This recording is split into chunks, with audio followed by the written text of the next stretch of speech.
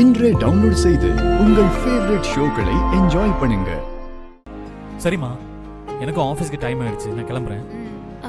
வருண், ஒரு 5 மினிட்ஸ் இருங்க, இதோ வந்துடுறேன். ஏய்,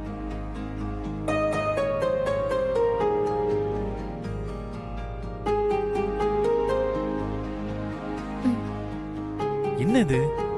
நான் வெளியில சாப்பிட்டு பண்ணல, நீ எதுக்கு இவ்வளவு கஷ்டப்பட்டு இதெல்லாம் பண்ற? இல்ல, உங்களுக்கு உடம்பு சரியில்லை, வெளியெல்லாம் சாப்பிடக்கூடாது. எவ்வளோ டைம் ஆனாலும் பரவாயில்ல, நானே உங்களுக்கு செஞ்சு தரேன். இதை சாப்பிடுங்க.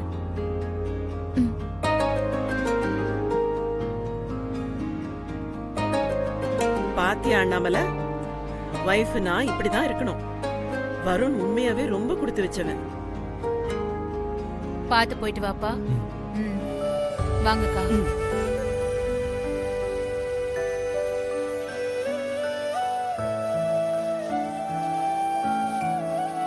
வருண், என்ன இதுக்காக பின்னாடியே வர? சும்மா சென்ட் ஆஃப் பண்ணு. என்ன சிம்பத்தி கிரியேட் பண்றியா? அதெல்லாம் இல்லைங்க. அப்புறம் ஏன் இப்படி எல்லாம் பண்ணிட்டு இருக்க? இவ்வளவு நாள் உங்ககிட்ட இதெல்லாம் எதிர்பார்த்தேன்னா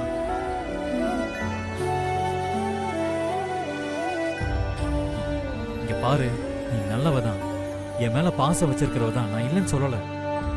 ஆனா என்னால உன் கூட வாழ முடியாது.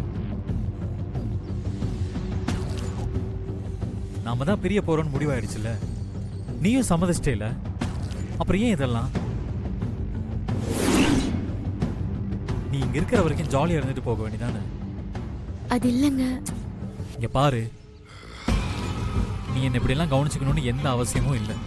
நான் உங்ககிட்ட இதை எதுவும் எதிர்பார்க்கவும் இல்லை. நீங்க இருக்கிற வரைக்கும் சந்தோஷமா இருந்துட்டு போ, எனக்கு அது போதும். நீ இதெல்லாம் பண்றப்போ எனக்கு ஒரு மாதிரி சங்கடமா இருக்கு, புரிஞ்சுதா? நீங்க சொல்றது புரியுது, ஆனா நான் ஒண்ணு சொல்லுவேன், கேப்பீங்களா? என்ன? நான் இதெல்லாம் உங்களை இம்ப்ரெஸ் பண்ணவோ இல்ல சிம்பத்தி கிரியேட் பண்ணி உங்க கூட வாழவோ பண்ணல. நான் இங்க இருக்க போறது இன்னும் கொஞ்ச நாள் தான். அந்த கொஞ்ச நாள்ல ஒரு மனைவியா உங்களுக்கு எல்லாமே பண்ணணும்னு ஆசைப்படுறேன். அதுதான் நானும் கேட்கிறேன், நீ ஏன் இதை பண்ணணும்?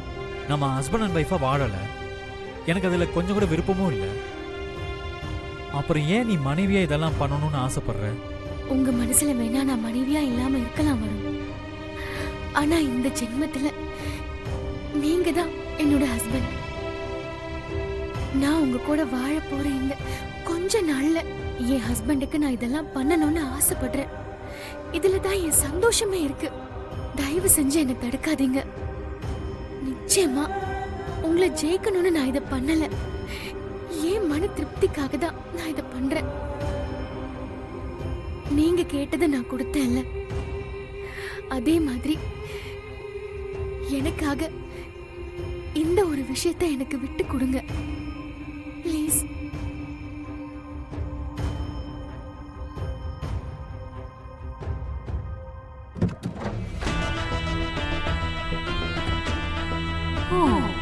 இவங்களுக்குள்ள இப்படி ஒரு விஷயம் நடக்குதா?